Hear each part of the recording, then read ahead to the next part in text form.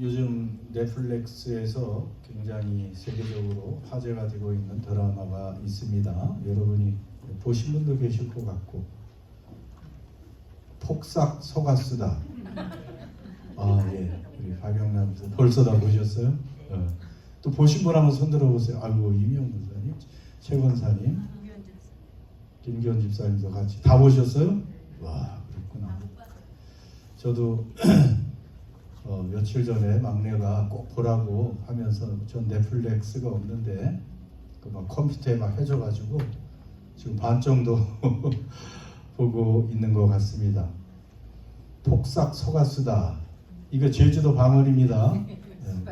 제가 여러분에게 폭삭 속았수다 하면은 속았다는 게 아니고 뭐예요? 수고 많이 하셨습니다 그런 뜻이에요. 그냥 수고 정도가 아니고 폭삭이니까 수고 많이 하셨습니다. 그런 제주도 방언입니다.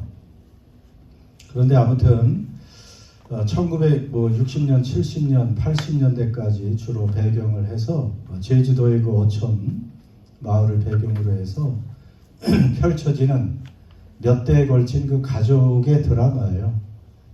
거기에 정말 갈등도 있고 애정이 있고 그것을 참 그럴듯하게 풀어나가죠. 그게 해외에서도, 해외 시청자들도 그거에 매료되고 많은 세계 사람들을 울리고 있다. 역시 부모 또 가정의 그런 이야기들은 다 공통점이 있는 것 같습니다. 그래서 저도 첫 회에 그런 시가 나오더라고. 그 오애순이라는 그 캐릭터가 주인공이잖아요. 애순이. 예. 이 애순이가 보니까 좀 가수인 줄 알았더니 연기도 잘해가지고 주인공의 역할을 하는데, 10살짜리 오애순이 해녀인 어머니를 생각하면서 시를 쓴 것이 있어요. 10살짜리가 얼마나 뭐 잘 썼겠어요? 한번 볼까요? 그 10살짜리가 해녀인 어머니, 그냥 몸이 닳도록 자맥질을 하면서 전복을 따서 생계를 유지하는 그 어머니를 생각해서 쓴 거예요. 허구한 날 전복을 그냥 전복 그러는 거예요. 허구한 날 전복, 태풍 와도 전복, 딸보다도 전복, 꼬르륵 들어가면 빨리나 나오지, 어째 까무룩 소식이 없어.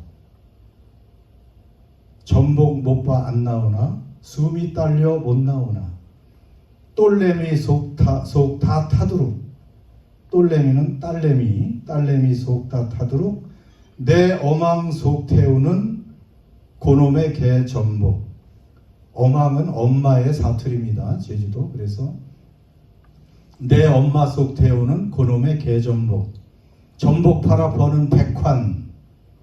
내가 주고 어망 하루를 사고 싶네. 허리 아픈 울어망, 꼴록대는 울어망. 백환에 하루씩만 엄마 쉬게 하고 싶네. 10살짜리 그 애순이가 그 엄마 이름이 광리의 엄마, 매일 그냥 바다에 가서 저렇게 태풍이 와도 조금이라도 더 따오려고 바닷속에서 무슨 장비가 있습니까? 그냥 거의 호흡을 멈추고 하는 거 아니에요? 그렇게 몸이 부서지도록 일하는 그 엄마를 생각하면서 이런 이제 시를 쓴 거죠. 이것이 제주도만 배경으로 한 것 같지만 이 시대에 다 저렇게 고생하면서 우리의 부모 세대들, 또 부모 세대들은 다 그렇게 한국에서 살았죠. 그래서 안타까운 것은 이 엄마가 29살에, 얼굴 보니까 그렇게 늙어 보이는데 29살에 애순이와 또 이복 두 딸들인가? 아들이 하나 있나? 아무튼 3남매를 두고 29살에 순병으로 죽었죠. 순병이 뭐냐면 그 해녀들이 그렇게 계속해서 그 자맥질을 하고 물속에 깊이 들어갔다가 수면으로 급격히 나오면서 거기서 이제 그 생기는 가마병 같은 이제 그것을 순병이라고 해서 아마 이 해녀들이 그것으로 많이 죽어간 것 같아요. 이 드라마에서도 그 애순이 엄마가 그렇게 29에 어떻게 눈을 감았는지 아무튼 죽게 됩니다. 그 대사 중에 이런 대사들도 있어요. 그 다음 나오나요? 부모와 자식의 생각 저렇죠. 부모의 마음.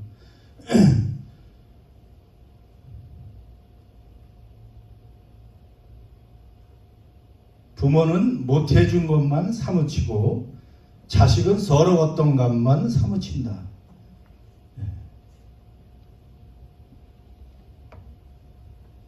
그리고 예수님을 모르니까 이제 뭐 그런 아직 그 사회에서 부모의 마음, 나는 막판까지 저승 돈 벌어와서 이승자식 쌀떡 채워둘랍니다. 그 가난 속에서 자녀들을 먹이어 살리려는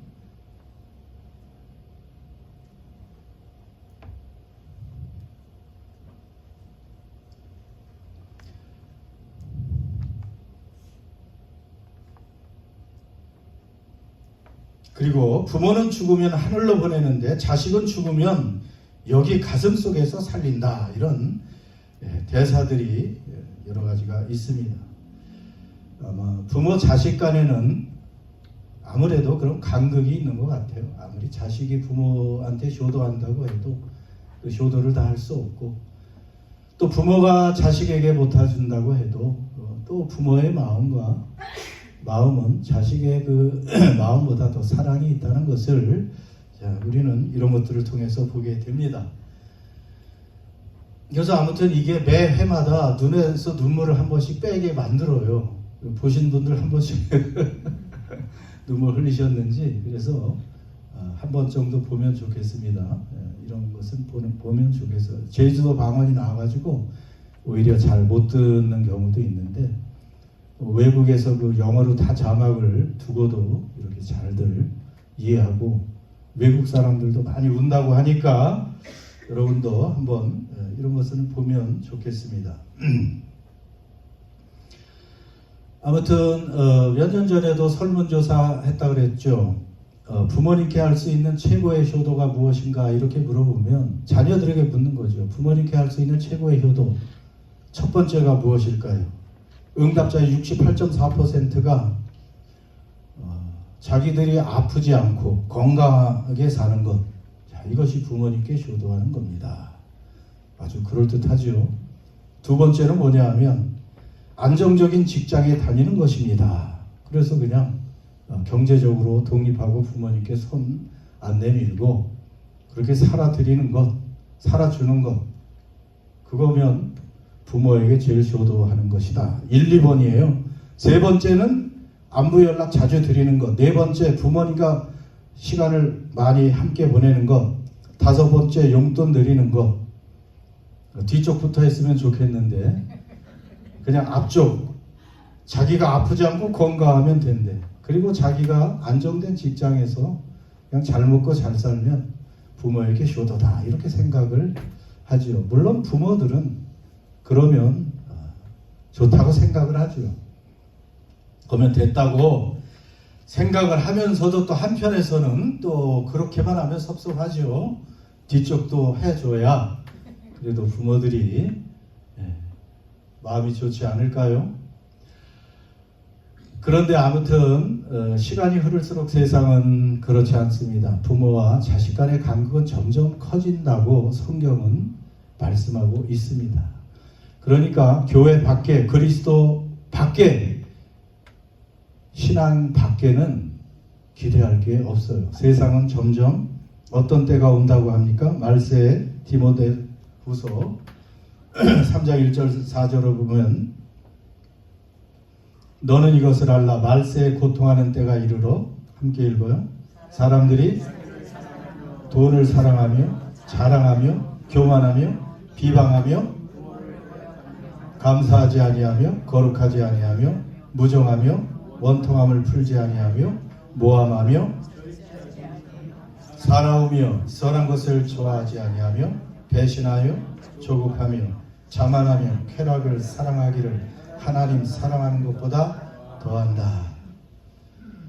여러분, 마지막 때가 될수록 이런 현상이 벌어질 수밖에 없다는 것입니다. 그러니까 세상에서는 사실은 기대할 게 없어요. 점점 이기적이고 자기만 알게 돼 있어요. 그러니 뭐 부모를 점점 모르죠. 더구나 하나님도 모르고 자만하고 교만하고 자기 사랑, 돈 사랑, 쾌락 사랑, 이런 것이 종말의 현상이라는 것입니다. 영적 타락이 점점 일어나는 그런 현상 중에 이렇게 이제 부모를 거역하는 그런 현상.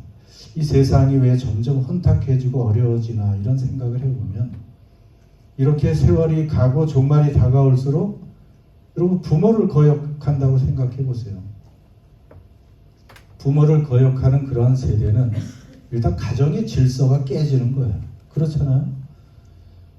가정의 질서가 깨지면 사회의 기초가 가정이고 이 국가의 기초가 가정인데, 이 가정이 그냥 깨져버리면 국가가 흔들리는 거예요, 결국은. 그러니까 점점 이 세상은 혼란스럽고 혼동스럽고 문제가 많아질 수밖에 없어요. 겉으로는 뭐 물질이 더 풍부해지고 과학기술이 발달하고 그래서 뭔가 긍정적으로 변해가는 것 같지만, 결국에는 이런 정신적이고 영적인 타락이 오면 세상은 결국은 그렇게 혼란스럽게 돼가고 살기 좋은 세상이 오는 게 아닙니다. 점점 살아가기 힘겹고 고통스러운 이런 말세에 고통하는 때가 이를 것이다. 그러한 세상, 그 특징이 바로 부모를 거역하는 것이라는 것입니다. 그래서 오늘 어버이 주일에 우리가 다시 한번 생각해 보는 것입니다. 물론 어버이 주일에 이 꽃을 찬 부모들이 먼저 돌아볼 말씀도 있습니다. 그것이 바로 잠언 17장 6절, 이 말씀이 좀 특이했어요. 손자는 노인의 면류관이요 아비는 자식의 영환이라. 영어 성경에 더 정확히 나와 있고요. 그것을 거의 현대인으로 번역한 게 현대인 번역이 나오는데, 손자는 노인의 면류관이요 똑같습니다. 그런데 부모는 자식의 자랑이다, 이 말씀이에요. 사실은 아비는 자식의 영환이라, 이것은 부모는 자식의 자랑이다. The pride of their children. 이 parents, 부모가 자식들의 프라이드다, 자랑이다. 자, 이런 말씀. 자, 그래서 이 꽃을 단 우리들이 그 일부러 안 단 사람들도 있는 것 같아요. 프라이드다. 자식들이 우리를, 부모를 자랑스럽게 여길까? 이것을 먼저 또 한번 생각을 해볼 필요가 있습니다. 자식들이 부모를 볼 때 부끄럽지 않은, 수치스럽지 않은, 자, 그런 부모의 역할을 내가 하고 살고 있었는가? 물론 우리 나름대로 열심히 살고 있다고 하지만, 처음 부모 노릇했기 때문에 좀 한 번 더 해볼 수 있으면 참 좋으련만 그게 안 되니까 한 번 처음 어릴 때 부모 역할을 하느라고 제대로 못해서 어떻게 보면 자녀들에게 또 상처를 주고 아픔을 주고, 그래서 자녀들이 부모를 자랑으로 여기지 못하는 그런 모습도 있지 않았는가. 우리를 먼저 돌아볼 수 있으면 좋겠습니다. 물론 자녀들이 이제 성장해 가고 자기들이 부모가 되다 보면 아버지나 어머니를 이해해 나가겠지만은, 그럼에도 불구하고 아직도 우리에게는 시간이 있고 자녀들에게 자랑스러운, 자랑이 되는 그런 아버지인가 어머니인가를 한 번 더 돌아볼 수 있으면 좋겠습니다. 그럼에도 오늘 우리에게 주시는 그 하나님의 말씀은 신명기 5장 16절입니다. 사실은 신명기에서 봤지만 출애굽기에도 나오는 말씀이죠. 내 하나님 여호와께서 명령한 대로 내 부모를 공경하라. 내 부모를 공경하라. 자녀된 입장의 모든 사람에게 주신 하나님 말씀입니다. 부모를 공경해야 된다는 것이죠. 여러분, 성경 66권 누구의 말씀이죠? 하나님 말씀이죠. 근데 누가 기록했어요? 기록은 누가 했어요?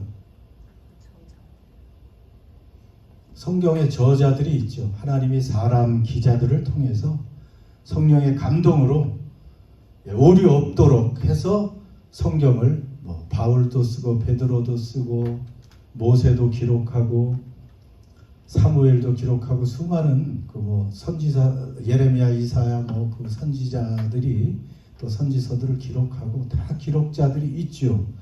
그래도 하나님의 말씀입니다. 그런데 특별히 하나님께서 직접 쓰신 말씀이 있잖아요. 직접 쓰신 성경, 그게 뭐예요? 10계명이죠. 10가지 계명은 하나님께서 직접 두 돌판에 새겨 놓으셨어요. 1계명부터 10계명. 10계명은 왜 그렇게 하셨을까? 그것은 시대가 아무리 바뀌어도, 구약이 바뀌고 신약 시대가 와도, 시간이 아무리 흘러도 그 하나님의 10계명 10가지 계명은 영원히 변하지 않는 진리고 하나님과 사람 사이에 살아내야 할 그러한 규범이고 또 기초이기 때문에 그런 것입니다. 자, 하나님의 그 말씀 10계명, 결국은 요약하면 하나님을 사랑하라, 그리고 내 이웃을 내 몸같이 서로 사랑하면서 살라. 서로 얼마나 세상이 천국같이 변하겠어요. 근데 마지막 때 이렇게 이기적이 되고 하나님 잊어버리고 그렇게 살다 보니까 정글이 되어가는 거죠. 세상은 정글이 되어가는 것입니다. 여러분, 얼마나 중요하면 이렇게 하나님께서 직접 기록하셨을까요?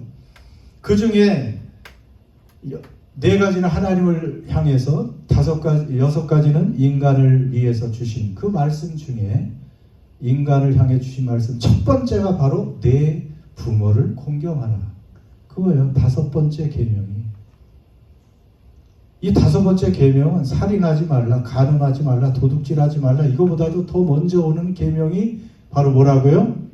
내 부모를 공경하라. 부모 공경이에요. 아니, 얼마나 중요한 하나님께서 친히 쓰신 말씀에 인간에게 주신 가장 중요한 계명으로 내 부모를 공경하라고 하셨냐 말입니다. 그리고 이 계명을 정말 중요하고 잘 지키라고 거기에 또 무엇까지 약속해 주셨어요? 그렇게 부모를 공경 잘하면 여호와가 내게 준 땅에서 어떻게 된다고요? 내 생명이 길고 복을 누릴 것이다. 자, 혹시나 부모 공경 안 할까봐 하나님께서 이렇게 상품까지 걸고 부상까지 이렇게 걸어놓고 부모 공경 잘하면 어떻게 돼요? 생명이 길 것이다. 장수예요, 사실은. 장수도 일종의 구약에서 큰 복으로 여겼으니까 장수하려면 건강해야 되잖아요. 그러니까 건강과 이 장수의 복, 그 다음에 복, 이것은 형통의 복입니다. It may go well with you. 이 영어로 go well 하는 것은 이 prosperous, 아주 형통하고 번성하는 이제 그런 복을 의미하는 것인데, 여러분, 부모 공경 잘하는 사람은 이렇게 장수하고 이 땅에서 형통하게 번성하게 될 것이다. 이런 약속까지 해주십니다. 여러분 이 복 받고 싶지 않습니까? 이 부모 공경이 이렇게 중요한데 이 자식들은 부모가 자식 사랑하고 생각하는 만큼 못하잖아요. 그러니까 하나님께서 어쩔 수 없이 이러한 복을 걸고 너희들이 정말 부모를 잘 공경하고 존중하고 섬기고 효도하면 이런 복을 주겠다고까지 이렇게 십계명에 유일하게 복을 거기에 넣어 놓으신 것입니다. 하나님은 지혜로우시잖아요. 지혜의 근본이시잖아요. 그러니까 복 받고 싶은 자녀들이라면 부모를 공경해야 되는 거예요. 그래서 부모를 공경할 기회가 많은 자녀들이 오히려 하나님의 복을 더 받기 쉽습니다. 부모를 공경할 필요도 없이 너무 잘 사는 부모들보다도 오히려 좀 자식의 도움이 필요한 그런 부모들이 오히려 그 자식의 그 부모를 섬기고 공경하는 그 마음 때문에 하나님의 복을 받는 거예요. 그러니까 자식들이 이 땅에서 건강하고 또 잘되게 그런 삶을 살게 하려면 자식들의 효도를 우리가 받고 자식들의 공경을 받는 부모가 되어야 됩니다. 그것이 오히려 자녀들에게 복을 주는 그러한 방법이라는 것입니다. 여러분 특별히 부모를 공경하는 가장 중요한 방법이 뭐냐 하면 잠언 17장 21절에 이런 말씀이 있습니다. 같이 읽습니다. 시작. 미련한 자를 낳는 자는 근심을 당하나니 미련한 자의 아비는 낙이 없느니라. 자식을 둔 부모는 근심이 있을 뿐 아무런 낙이 없다. 낙이 없는 부모는 어떤 자식을 둔 사람? 미련한 자녀. 미련한 자녀를 두면 낙이 없겠죠. 이 미련하다는 것은 지혜가 좀 지식이 떨어지고 사회에 적응 못하고 이런 게 아닙니다. 성경에서 미련한 자는 누구냐 하면 어리석은 자, 미련한 자는 누구냐 하면 여긴 써있지 하지만 시편 14편 2절에 보면 많이 있습니다. 어리석은 자는 그 마음에 이르기를 하나님이 없다 하도다. 하나님이 없다고 하는 하나님을 믿지 않는 사람은 어리석은 사람이에요. 그렇기 때문에 하나님을 믿지 않으니 하나님을 공경하지도 않고 하나님을 경외하지도 않고 하나님의 그 지혜로운 교훈을 듣지도 않고 그래서 시편, 잠언, 성경의 지혜서의 그 결론은 뭐냐 하면 잠언 1장 7절이에요. 같이 읽습니다. 시작. 여호와를 경외하는 것이 지식의 근본이거늘 미련한 자는 지혜와 훈계를 멸시하느니라. 아멘. 그러니까 아까 말씀과 같잖아요. 미련한 자식을 둔 부모는 근심이 있을 뿐 낙이 없다. 미련한 자들은 세상에서 똑똑한 것 같고 잘 나가는 것 같아도 하나님을 경외하지 않는 사람은 미련한 자녀들이고요. 사실은 갈수록 낙이 없어지는 것입니다. 그런데 여호와를 경외하는 사람, 하나님을 믿고 하나님을 의지하고 하나님의 말씀을 들을 줄 아는 여호와를 경외하는 이 사람의 지식의 근본을 가지고 있기 때문에 지혜와 훈계를 계속 들어요. 하나님의 말씀이 지혜와 지식의 보고잖아요. 그래서 그 말씀을 자꾸 듣다 보면 지혜로워지지요. 그런데 하나님을 경외하지 않으니까 하나님의 지혜와 훈계 말씀을 듣지도 않고 계속 자기 잘난 맛에 살다가 결국 세상에서 망하는 길을 가게 되는 것입니다.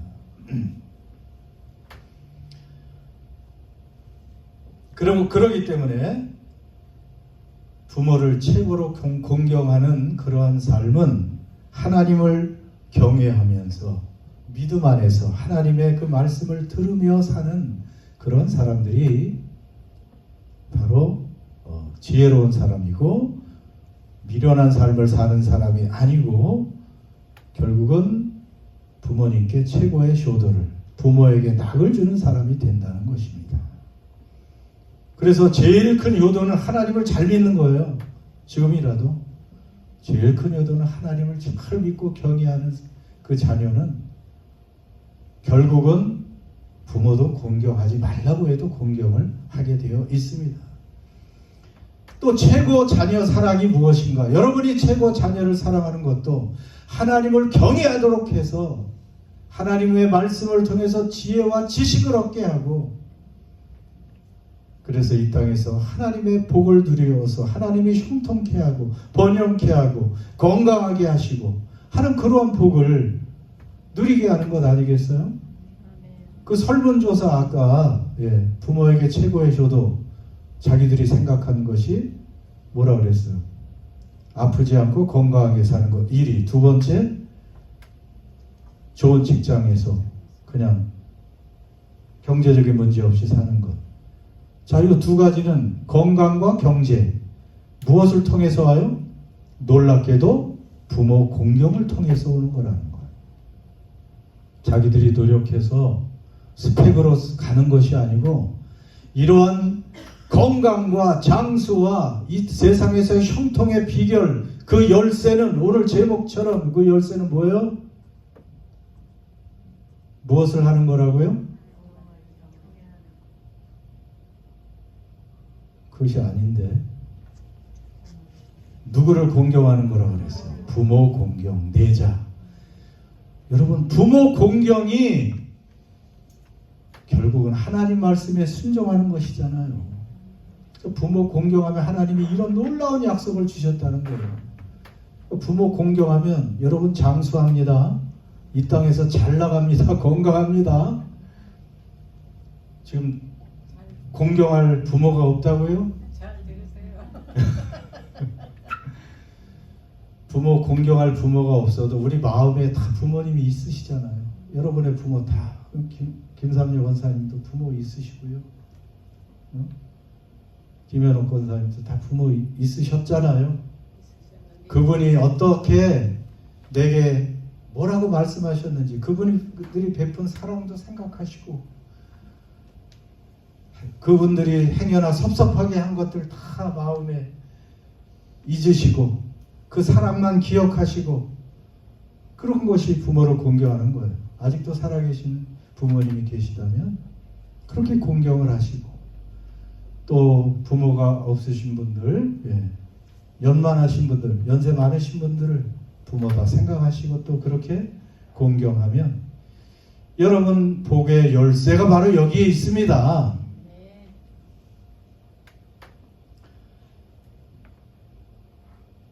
마지막으로, 자, 우리는 이제 이 땅에서 건강하고 하나님의 놀라운 복을 받으며 살아갈 수 있는 비결은 부모 공경이라는 것입니다. 이게 놀라운 열쇠를 우리에게 주셨습니다.